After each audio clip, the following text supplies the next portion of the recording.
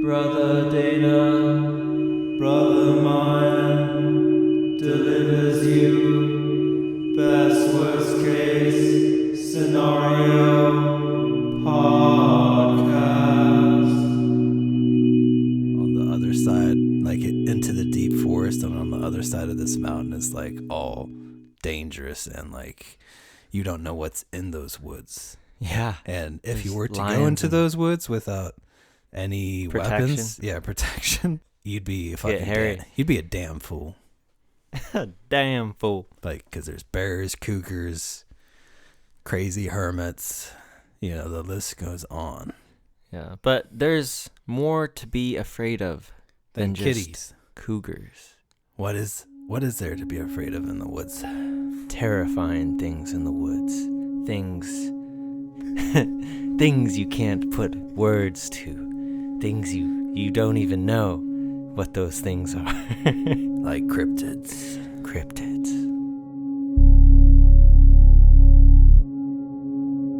Hey guys, this is mine. I'm back here at the at the podcast central headquarters. The headquarters. That's the word I was looking for. And this is Dana over here. Yeah, and we're about to make some magic happen for your ears. Hope you got your silver bullets. Yeah. We've done a lot of digging on some really interesting stuff. It's a nice pun there. I think you're going to find it quite fetching. But it's too soon.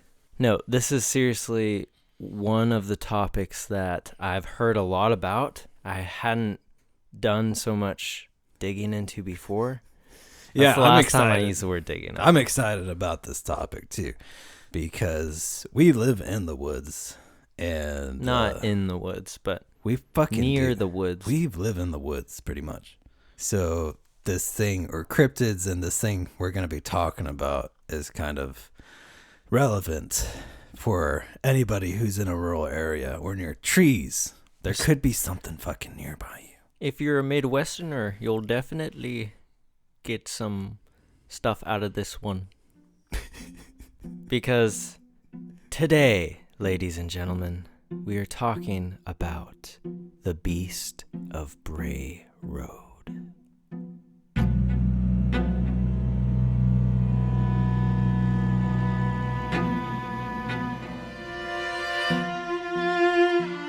In Walworth County, there is a street called Bray Road. If you were to drive down this road, you might not notice anything out of the ordinary. And yet, this unsuspecting place is world famous. If it sounds familiar to you, the reason why is that hundreds of people have reported seeing something there. Something wholly unnatural and downright terrifying. There seems to be a large creature of unknown origin that stalks the woods surrounding Bray Road. Witnesses vary in description, but the commonalities between them are a 7-foot-tall bipedal humanoid with a coat of dark black fur and a wolf's head with glowing red eyes. If that doesn't make you shit your pants, I don't know what will. Also, sometimes seen on a unicycle. Which is way more terrifying because it can keep up with your car. And it's like on the unicycle? Yeah. And he also juggles heads, severed heads while he's chasing. It's terrifying, but also a little entertaining. So. Yeah, this little beastie boy was first seen in 1936 on Bray Road. Hence the name. The Beast of Bray Road. Could have been any road. It could have been like, what's the road? Could have been Piper Way. Imagine if it was the Beast of Piper Way. I'd imagine a giant angry parrot or something. Or like Broadway? The Beast of Broadway? The Beast of Broadway. Like, that sounds like somebody I'm getting some burlesque vibes there. That hasn't made it in their career. Sometimes he does a sexy dance on a tree with his fur, The Beast of Broadway is just an actor who never made it, and he's just a street performer now. Sad. In a furry costume. It's like the Joker. But the Beast of Bray Road. Bray Road. Bray Road. Totally. Some people know him as Dogman, Man Wolf, Bear Wolf, or Werewolf. These are some of the Bear wolf or werewolf. Are you just rhyming? No, these are some of the nicknames people give him because they're not satisfied with the Beast of Bray Road. And it's a long name. It is. I'll just call him Bobber. Yeah, but you were saying 1936 was when they first saw him? Indeed. Also, yes. we don't know it's a him, so it could be a she. It's probably an it, right? Like, I don't know. Doesn't identify. But what were you saying about that first sighting? The first sighting was on Bray Road in 1936, but the sighting started to pick up more and be reported more in the 80s and 90s. Right, but do you know the story behind that 1936 one? It's actually pretty scary. I don't. So Tell this me. guy, Mark Shackleton, he was working night watch. Oh, Mark Shackleton? Yeah. I think I did read a little bit. Okay. Well, he was working night watch for the shit. St. Coletta School for Exceptional Children, which is already creepy because he's out of school. So he's working for like the X-Men? No. He's just rolling around in a wheelchair. He was doing night watch for that school, which seems kind of weird in 1936 that they had watchmen. I thought crime was invented in like the 80s, so Holy surprises shit. me. That makes so much sense. Fucking the Beast Man was actually just part of the school for exceptional children. Yeah, that's pretty exceptional if you're a dog, man. No, he was a student there. Like, Yeah, I know. like the Beast from X-Men. Exceptional dogs. Wow, no, it's all people. But so what happened to Mark? So it's a pretty big, probably. It's a pretty big place. Like there's a lot of buildings on the grounds and there's fields and stuff. And most importantly, there's some well-preserved Native American burial mounds In that area? Yeah. At least Next to there the were in 1936. I don't know about now, but there were. Some burial mounds. Okay. Right. That's key. Remember that. Native Americans. So he was there at night doing his night watch, and he was crossing a field when he saw a shadow. And he got closer, and he saw this hunched figure digging into one of the mounds. Oh my God. Even from far away, he could tell the thing was huge. That's when it noticed him. It stood up, and he saw that it was over 6 feet tall. I said that like it's like super tall. It's over 6 feet tall, man. Anything over 5'7" is super It's a fucking giant. With a furry body and a shaggy canine face. tall. Oh my God. It began to growl at Mark with what he said was a mixture of canine and human noises. And hellhound. Which is kind of hard to imagine. I'd imagine it'd be kind of like or something like that. Sounds like Gorillaz music that you just did there. You could lay a funky beat down with it, yeah. So then, suddenly, it turned away and ran into the woods after it growled at him. Wow. All bark and no bite, huh? All growl and no towel. All howl and no foul there. We need to be cut off.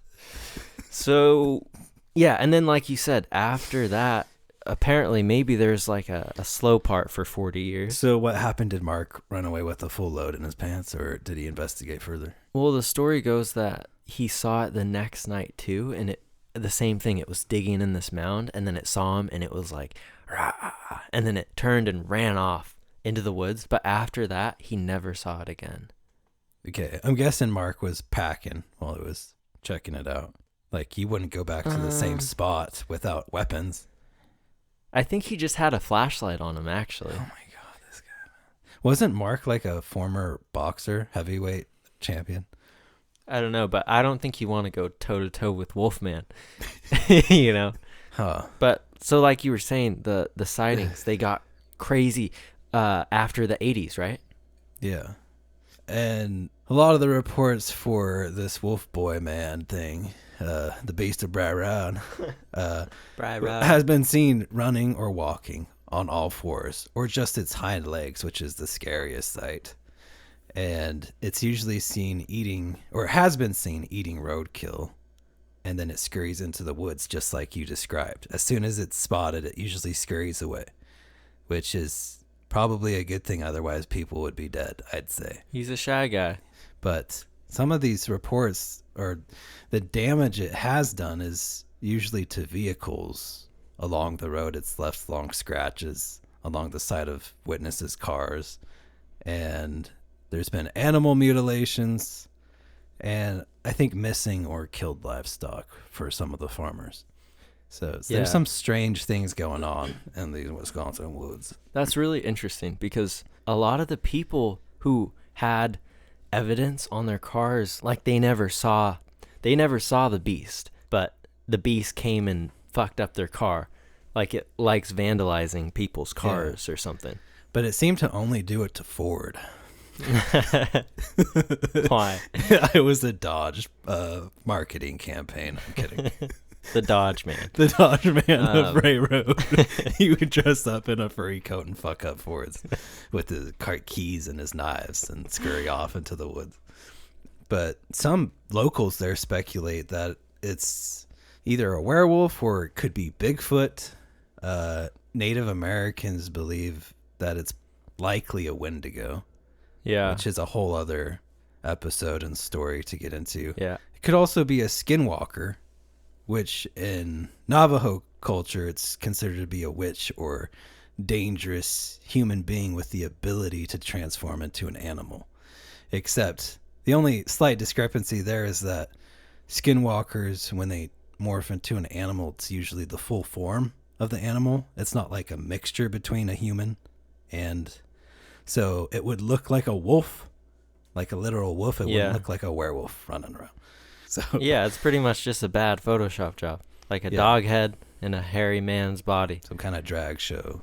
And those are some interesting takes on what people in the area think, because people have had a long time to come up with theories about this. Their whole life. Because the 80s and 90s was when this started to get more intense. And this town, Elkhorn, Wisconsin, is just this little rural town in Wisconsin. It's rural.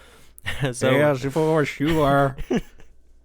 So for this all to start happening, like the local newspapers started to come out with these ridiculous stories about this wolf. This wolf man running around. They're real. And it got to the point where Walworth County Week, which was the paper, they assigned this lady named Linda Godfrey to cover the story. Yeah. She was, so Linda Godfrey was 40 years old when the Walworth County Week newspaper assigned her to cover this beastly story, the Beast of Bray Road, and investigate local witness accounts, which also... Like her getting into this, it marked a whole new beginning for her career, because she wasn't really into cryptids at all. She actually was skeptical going into this story. She didn't believe in the Beast of Bray Road. Mm-hmm. She was just doing She's like, this stupid story I gotta cover because my fucking boss, like her God fucking boss assigned I her gotta this talk to these Looney Tunes. Stupid ass story that's totally gonna discredit her and like completely cancel any chance for a future reporter. But then what happened when she started interviewing these people, these shaken up, emotionally traumatized people who had seen the beast? Linda changed her mind. She became a believer in the beast. Because why? Mostly because of how genuine and sincere the people she talked to about their stories. They were very, this is a quote actually from the article that she published on December 29th in 1991. This was the first one that she did, which is, a certain number of people, good, honest, working folk, had seen something unusual, something scary, something hairy, that relished pavement patty dinners. Yum. In her own words. Man, she's a good writer. I like that. Yeah, she ran a little Dr. Seussy there. But it was the consistency and number of reports that intrigued Linda for going into a whole new chapter of her life after this. Honestly, they need to make a movie about it, because if you just picture this little picturesque town and this reporter who's just getting all these calls in about these weird sightings. She's like, nothing ever happens around here. I don't know why you sound Irish now. I don't know either. Nothing ever happens around here, eh? And then you see her, like a movie would be so good, and it just shows her start to be like, oh my gosh, there's something, like just the sheer number of reports about this. There's something going on. I don't know what people are seeing, but people are seeing something. Something is out there, and it looks like a doggy on two legs. Yeah, a doggy on two legs, just walking itself, pooping wherever it wants, fucking up people's minivans, throwing its own bones to chase. Yeah, and this is kind of important. This part is because with that explosion of reports in the 80s and 90s, it kind of gets to a point where you wonder how much the mania starts to take over, and then people start being like, oh my god, I saw this bear, or I saw this dark shape. It was definitely the Dogman. And you think like maybe these people in the Midwest just started to blame stuff on the Beast of Bray Road, right, that aren't necessarily related to it. It was like the scapegoat or escape dog, if you will. Oh, hey, Larry. Did you see that weird-looking man standing naked in the field last night, huh? Oh, you must be talking about the Beast of Bray Road. Yeah, he chewed up my minivan the other night. I got all kinds of claw and bite marks on the trunk. You don't say. I think the beast might have stolen my long johns. I hung them up outside yesterday to dry. Get out of town. Now that you mention it, for the life of me, I can't find my spare keys for the Subaru. I wonder if the beast might be taking it for a spin when I'm not looking. Shut your goddamn mouth. The other day I thought I seen you out driving, but you had a bunch of furry hair all over your face. I just figured you were trying out a new hairstyle. Oh look, there's the beast. Maybe we should invite him over for some butter burgers and beer brats. Yeah, I love how your Wisconsin accent sounds Irish. And I'm not knocking yours because I know my... Get out of town. My accent sounds really bad. You fucking asshole. I ain't Irish. As you can tell, people, our Midwest accents need some work. If you know how to sound Midwestern, if you could give us some tips. You could give us some hate mail. Our true heritage is shining through. We can't help it. So what's interesting about some of the reports... What's interesting? ...is that most of them take place during the night. There's actually very few that take place during the day. That makes sense because Wolfman, or the beast, doesn't want to be seen. So he only comes out at night? At least he feeds at night on the roadkill. But the article that Linda Godfrey published, she tried interviewing as many people as she could and only got 2. You mean like people were too afraid to talk? Or because admitting that you saw the beast, you don't want your name in there or any attachment because everyone would think you're a loon. Right. Like you have nothing to gain by talking about it. Right. So she started by interviewing John Fredrickson, which was the county humane officer at the time. So he's in charge of the animals and all that jazz. And Fredrickson had a manila folder marked werewolf, filled with notes detailing 7 sightings. By him? That were reported to him. And these notes described unusual tracks, hairy pointed ears, something chasing down a deer on 2 legs. Another report was by a Burger King employee who saw it running. Did he order a Big Mac? That's funny. Can I get a wolf burger? Yeah. The Burger King employee saw it running and he couldn't believe how fast it was through a field. Like he'd never seen anything that fast. And Fredrickson's theory was that it wasn't a monster or werewolf, but just a coyote or wolf.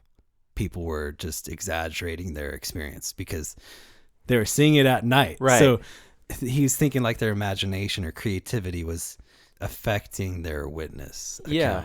It's kind of a buzzkill. Captain Buzzkill, Fredrickson was. But you got to have a skeptic when you're talking about a cryptid or something that hasn't been discovered yet. So Linda was able to interview these 2 anonymous witnesses, both female, about their encounters. They both confirmed seeing the creature at night on different parts of Bray Road. So it seems like it's in a very small area, at least initially. And one was a 26-year-old mother. The other was a high school student. And this is what the mother had to say. I was driving home one night on Bray Road, and I saw this thing on the side of the road. As I came up to it in my car, its back was to me, so I saw it had ears and the whole bit. It was kneeling. Its elbows were up, and its claws were facing out, so I knew it had claws. I remember the long claws, and it was eating roadkill or something. And as I drove by, and I saw this, it looked right at me and didn't run. It didn't get spooked or anything. And it had like glowing eyes, which probably were a reflection of my headlights. It was right on Bray Road, right before the Bray farm, on the curve. And I saw it. He was brownish gray. He had big teeth and fangs. And he looked at me. He turned his head to look at me. It was about the size of an average man, 5'7". Is average? It's about a hobbit-sized wolf. I'll take that fucking any day. Is it a halfling or a werewolf? It was holding the thing it was eating, palms up, with the long, real long claws and the pointed ears. He had a big long nose and a long chin. Like a doggy.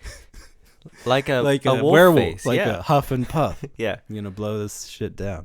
So that's one of the witness accounts. I'm not gonna get into the other one because it's a little longer, but there you have it. Wow, that's so scary.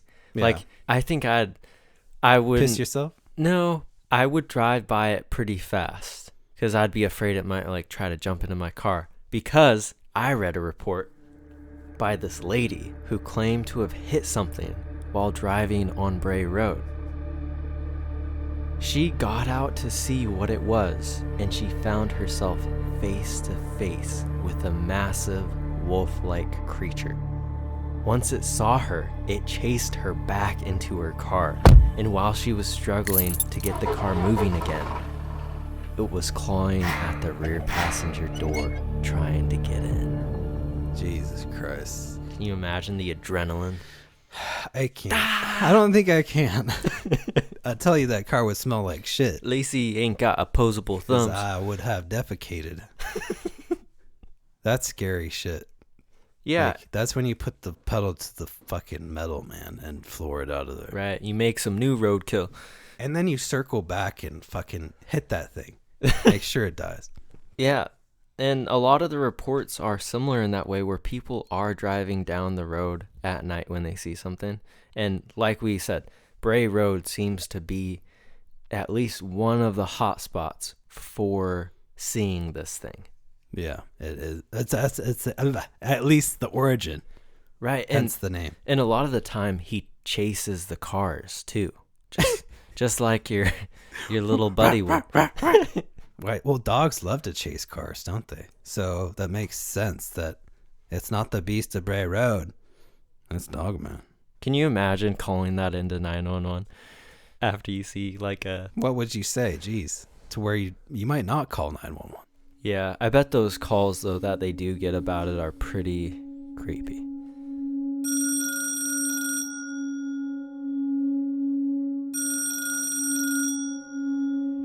"911 dispatch. What's your emergency?" Yeah, there's some asshole outside my house in a furry suit. I think they might be high or on drugs. Okay. Can you see if they have a weapon, sir? They're just... Something's not right. I don't know what it is. All right.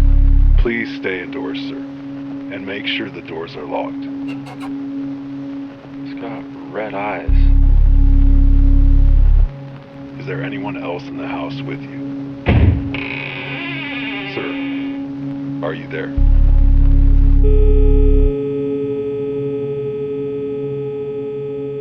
So, the Beast of Bray Road might sound but Wow. they're similar. They're similar. You fucking Punster. There are similar reports of another cryptid in the Midwest, just one state over in Michigan.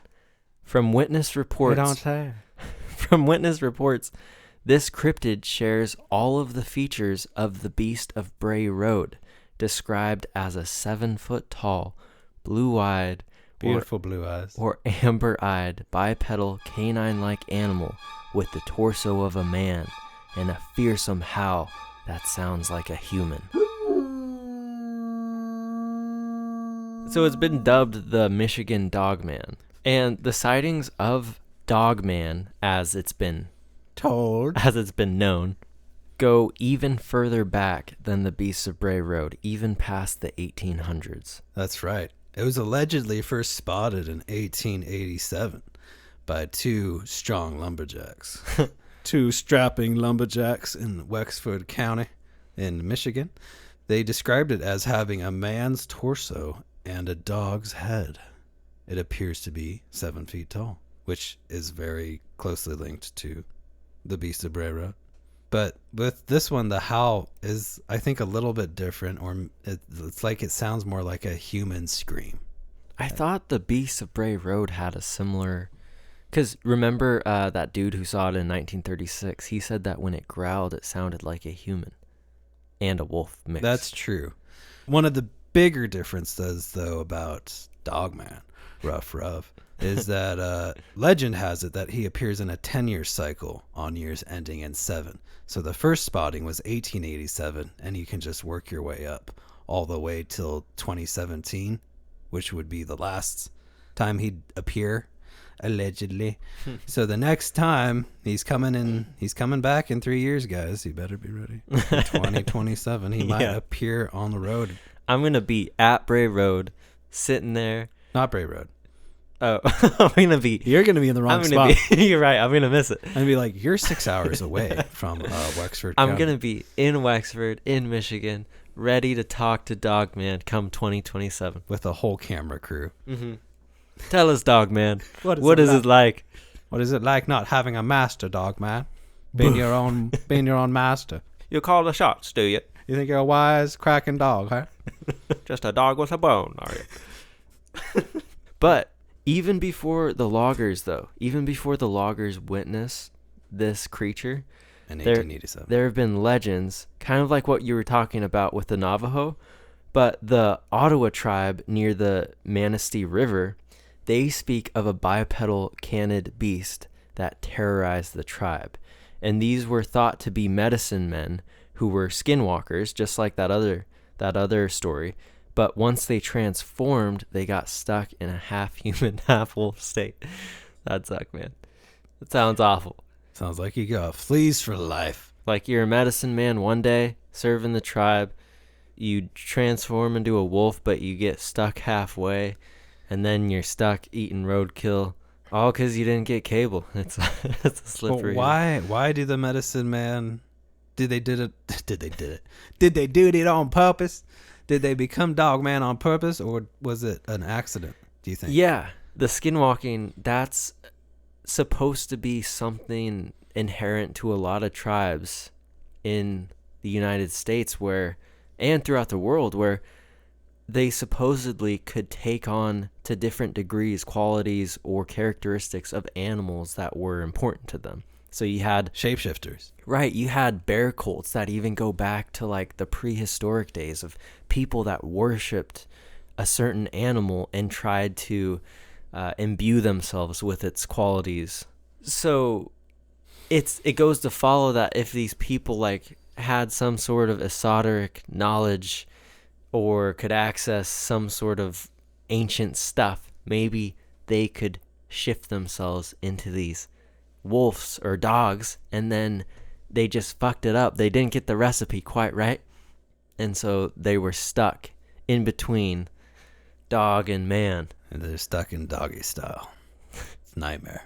But big question a lot of people ask is the Dogman the Beast of Bray Road? Yeah. Do we know? Do they know? I'd say... Does the Dogman know that he's the Beast of Bray Road? Because more than likely, I would say the Dogman is the Beast of Bray Road, but it's not a single entity. I don't think the Dogman migrated from Wexford County, Michigan to Walworth County, Wisconsin. It's a 6-hour drive. And that's a long walk on your two wolf legs. He'd be hitchhiking a whole lot. If he were to sort of waltz his way there through the highways, he would have obviously been spotted in Chicago. Right. Wolfman in Chicago. I don't think anybody's seen that or heard of that. A night on the town for the Dogman. But there is something in between that separates these two areas. The lake. Is the lake. Michigan. Lake Michigan. Yes. It sits between these two counties, spanning a width of more than 100 miles. Damn. Can he swim, though? That's the $1 million question right there. I don't think it's 1 million. So might be 100. For reference, it's the third largest lake by surface area in the U.S. and is shared by Wisconsin, Illinois, Indiana, and Michigan. So you think he could have swam across?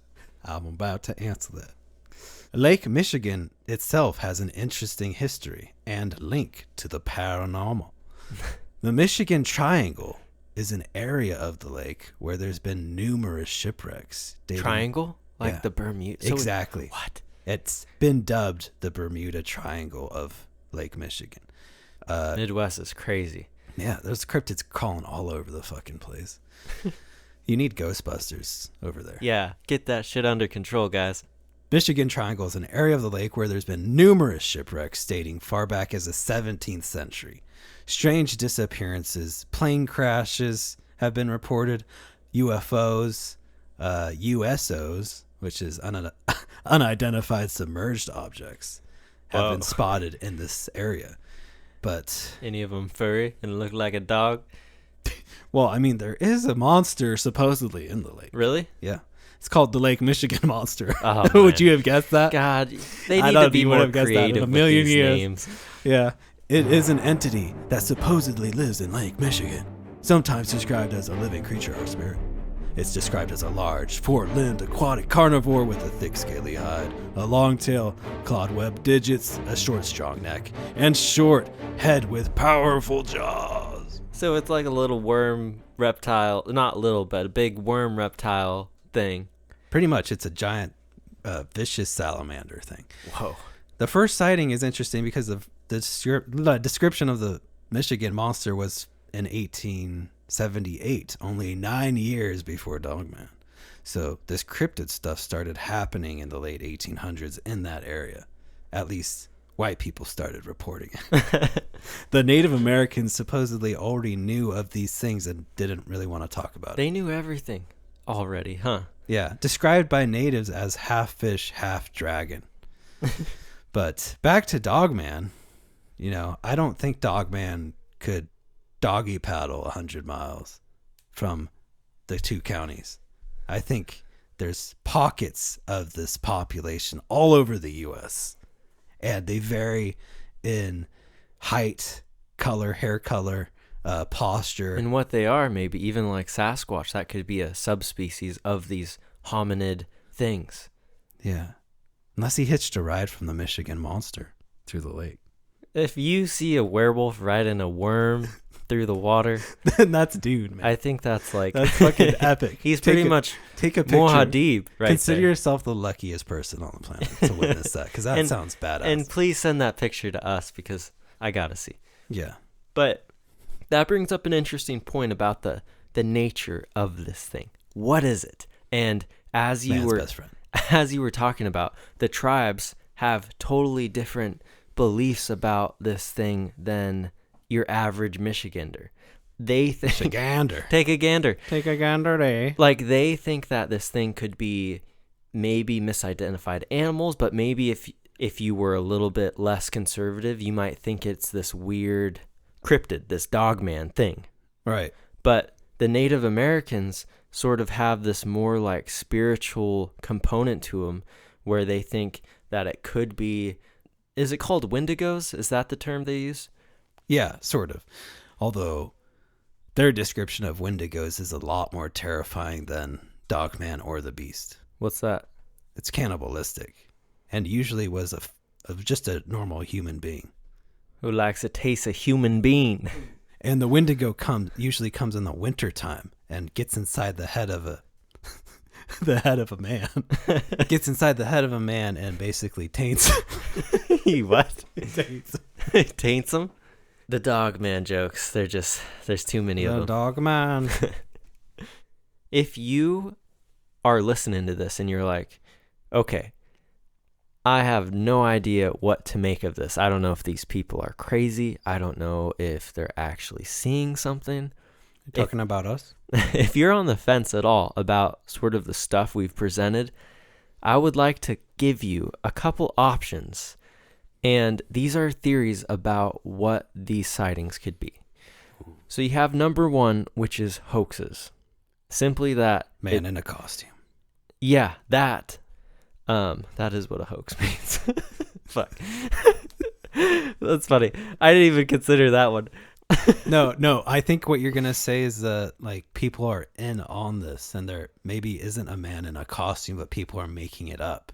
Yeah, exactly. They're like, God, there's a dog man. I saw a dog man last night. Right. Like it's genuinely people not being able to identify animals. Right. And it has to do with something in psychology called serial reproduction or the telephone game effect. And what that is as you tell a story from person to person, the essence of that story changes so drastically that by the time that story goes through like 10 or 20 people, it no longer has any semblance to truth or the original thing. It means clean your fucking ears out because you're fucking jumbling the stories you're hearing. Right. Talking about hoaxes, not to discredit the second report that you talked about with the lady hitting the wolf with her car and then it chasing her into her car again. You about to discredit it, aren't you? Not discredit her, but just point out that it's interesting and kind of suspicious that this happened to her on Halloween night. And she's a high school student. Ah, that does smell fishy, doesn't it? Doesn't it? No. I ain't saying she's lying, but it does bring something up. Yeah, like I a saw prank something call or scary something. on Halloween too. Plus, how many people on Halloween night could have been dressed up as a wolfman But on see, the side of the road? I don't completely discredit her because Linda Godfrey did interview her face to face, and she's a pretty good judge of character, and she believed these people were telling the truth. So it's just a bad coincidence that this high school student saw a wolf man on Halloween night. Like that's the whole thing. Maybe that's why he came out. He knew everyone was going to be dressed up. He knew he could blend in. And no one would believe her. No one would believe her. So what's another theory aside from the hoax? The second theory is parallel evolution. And pretty much what this means is that a family of like reptilians that eventually are parallel to that of us in mammals. So you have a reptilian species that begins to get to the point where it's bipedal, it's smarter, it has more prefrontal lobe, and these things could be living out there in the world but be so good at hiding that we don't even know they exist. So they're masters of hide and seek. Yeah, and these things could be similar to us in a lot of ways, but they're just like lizard people or dog people, or I mean wolf people. Cold-blooded motherfuckers. Yeah. That seems a little far-fetched to me that these things can hide so well, which would make me think that these things are multi-dimensional. Because, like Bigfoot, something that big is able to hide this long without being killed or discovered. Yeah, but people are so oblivious. And if something wanted to hide, like, how often have you seen a bear? Never. Right, I've seen one like once in my life, and we live in the Pacific Northwest where they live. I've seen one in a zoo. Right, Look so pretty depressed. And those are bears. They're not even like super smart. I mean, I think they're pretty smart, but they're pretty fucking smart. But imagine a hominid being that has not just animal senses, but it's advanced enough to have its own civilization, and it wants to avoid detection at all costs. Maybe, yeah. You make a fair case, but I feel like if these things did exist, then the government would at least know about them because they have good fucking tech. Right. So you said interdimensional beings. That's another theory. Yes. But what you just said, government and stuff, that hits on another one. Oh, jeez.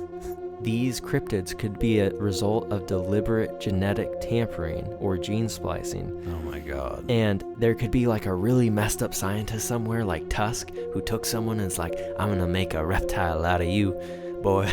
Or a government agency like the Russians or the US could have been researching this. That's also terrifying and kind of Stranger Things-esque.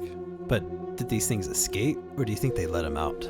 I don't know, but like the Nazis even, there's a lot of conspiracy theories about really weird genetic experiments done by the Nazis. Could you imagine if you were like kidnapped or a sick person in the hospital and then they take you to experiment on and you wake up with a dog head? You wake up and you're all furry and the fucking doctor's smearing peanut butter on his crotch and it's a nightmare. It's a living nightmare. Yeah. I only Origins of Wolverine. There's two other ones that are kind of related to what we've covered, but you have mutation. So this is like the Godzilla. Like Imagine Dragons. This is like the Godzilla thing. Like Godzilla. There could have been a toxic waste or some sort of chemicals that could have been released somewhere and led to creating an abnormal quality in a species. Mm-hmm. Because some people think that the Dogman or the Werewolf of Michigan or the Beast of Bray Road, they're just wolves who have learned to walk on their hind legs, which isn't as crazy if you look at it that way. But why would they learn to walk on their back legs? Well, why did we? There's a lot of advantages. You can see... you speak for yourself. I think we always walked Dana runs around on all fours. No. Just so you guys know. I think we've always walked on two legs. Perhaps. But the theory of evolution says that we started as quadrupeds, and throughout our evolution, we got to a point where we became bipedal, and that's because there's a lot of advantages that being bipedal offers you. I bet the first bipedal man was like flogged to death by all the quadrupeds. Look at that idiot standing on two legs. Like scared of him. Like, what is that? Kill it. Yeah. You think you're better than us? You're taller? Because you stand on your own two legs? We're going to break your legs and see you stand. I want to see you stand on your four legs like a man. Oh my God. But the last thing is skinwalkers. And this hits on the other thing, is that the world could be a lot more magical of a place than we think. What if these tribes in the past were actually able to tap into some kind of esoteric knowledge or abilities that allow them to shapeshift? Which would it also explain why they seem to hang out in certain areas, because they actually live there. And the 10-year cycle ending in sevens that you were speaking of earlier. Yeah. If a lineage with this ability had offspring, that could explain the gaps between sightings, because they have a little werewolf cub and they die when they give birth. Well, I wouldn't say that, but like maybe they hit a certain age and then the gene, or like they're big enough to go out and hunt for themselves on some roadkill on the side of the road. And that's when people see them, is they're seeing that young buck come up. Wow. That is interesting, but it's also interesting that if that be the case, why don't these things hunt or kill humans? If something that smart was carnivorous, why wouldn't it kill people? It's a really good point. Or are these werewolves so fucking smart they know not to kill us because it'll draw attention? But what theory are you leaning on? That this thing, is it a hoax? You is it somewhere in between? For once, Dana, I'm a little bit out of my depth. I don't know what these things are. But I will say that as soon as I get some time, I am going to Wisconsin, I'm going to Michigan, and I am going to visit these sites where people have seen these things. We gotta go. We'll document it for you guys too. Document it. Doggy what? Document. I'm gonna document it. Yes. And we did live in Wisconsin for some time, actually, when we were younger. In Plainfield area, which is where Ed Gein's from. Wisconsin's got a lot of dark history to it. It's interesting. Cryptids, serial killers. Just be careful when you're over there. Yeah. What about you? What theory do you think you lean towards? I think it's a mixture of things. I think... That's such an on-the-fence answer, man. No, it's not. I think initially it was a real sighting, and then I think some of these reports could have been hoaxes or people jumping to conclusions because they wanted to get on the wolf wagon and sort of help create prosperity and attention for their little town. And I get that. Like, I don't hate on that. That's cool. Tourism. But I think there's enough reports and sightings from all kinds of people all over the place, not just Wisconsin and Michigan. But I think this thing, or whatever it could be, whatever it is, some kind of entity, is, I'd say, likely interdimensional. It's like real, but it has the ability to go into another dimension to hide when it feels like it. It comes into this world to maybe grab some grub.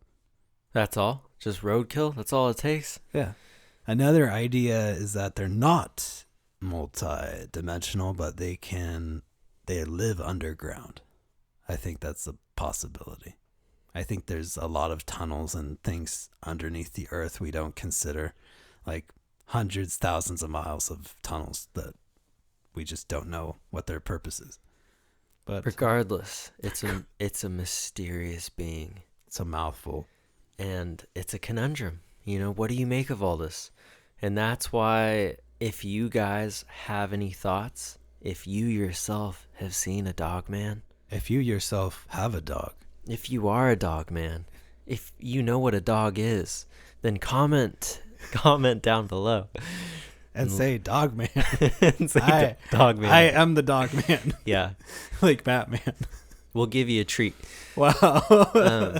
That's good. But thank you guys for tuning in to this episode of Best Worst Case Scenario Podcast. BWCS. I'm your host, Mayan. I'm your host, Dana. And we really appreciate you guys coming here. Yeah, we appreciate you taking the time to listen to our amazing voices. And if you really like the content, consider checking out our Patreon, where you can support us make more of these episodes for you guys. Fuel the beast, which is us. Make us make more magic. If you're watching on YouTube, remember to like and subscribe. Or listening on Spotify or Apple Podcasts or wherever you get your your podcast. And lastly, just let us know if you guys have any topics in mind that you'd like to hear more about. We're always looking for fresh topics. Yeah, feel free to email us or DM us or comment. Or say hi. Yeah, just fucking say hi, whatever. Yeah. Jeez. Well, maybe we might say hi back. If we feel like it. We will. So, stay safe. Stay out of the woods, especially on the full moon. Good night, y'all. Good night.